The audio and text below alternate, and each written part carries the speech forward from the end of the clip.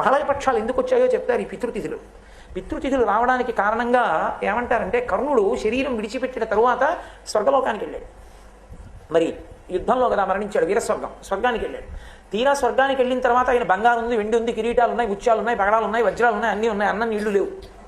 ఆయన అన్నాడు, అదేమిటి అవి రెండు ఎందుకు లేవు అన్నాడు. నువ్వు అవి ఎప్పుడూ ఇవ్వలేదు ఎవరికి, కాబట్టి లేవన్నాడు. ఇవి ఇచ్చావు, ఉన్నాయి అనంతంగా. అంటే ఆయన అన్నాడు, నాకు చెయ్యడానికి ఎవడు లేడు. ఎందుకనంటే మహాభారత సంగ్రామంలో అందరూ చచ్చిపోయిన తర్వాత బ్రాహ్మణులు నించోబెట్టి కృష్ణ భగవానుడు పేర్లు చదివించాడు, ఒక్కొక్కరి పేరు చదివిస్తే నువ్వులు నీళ్లు విడిచిపెట్టారు. వాళ్ళు ఉత్తమ లోకములను పొందుగాక అని ధర్మోదకం, ఆ దాహం తీరడానికి నీళ్లు వదిలేరు. వదిలితే అందరి పేర్లు చదివితే ఒక్కొక్క పేరు చదివితే మావాడే అని ధృతరాష్ట్రుడు తెలివాడు, మావాడే అని ధర్మరాజు తెలివాడు.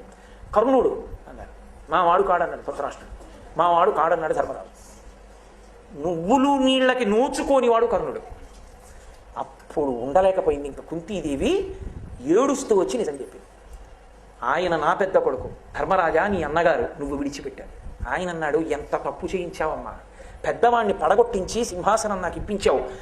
ఆడదాని నోట రహస్యం దాగడం వల్ల ఇంత ఉపద్రవం జరిగింది కాబట్టి ఆడదాని నోట నువ్వు గింజ నానినంతసేపు నిజము నిలబడకుండుగాక అన్నారు.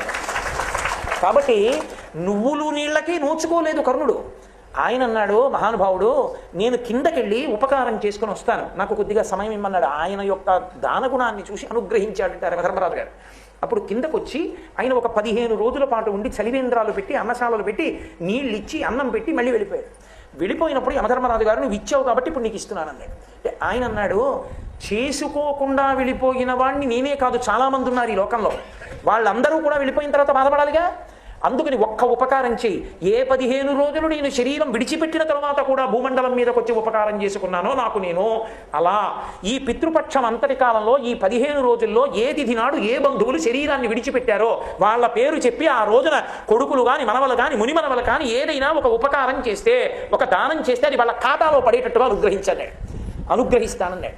తల్లి కాని తండ్రి కాని పెదనాయన కాని పినతండ్రి కాని తాతగారు కాని ముత్తాతగారు కాని పడిపోయిన తిథి తెలియకపోతే, అలా తెలియనప్పుడు మహళయపక్షం అమావాస్య నాడు పెట్టేసిందంటారు. అందుకే దానికి మహళయ అమావాస్య అని పేరు. అసలు అమావాస్య నాడు మధ్యాహ్నం 12 గంటలకే పితృదేవతలు వచ్చి గుమ్మం ముందు నిలబడతారు నీళ్ల కోసం.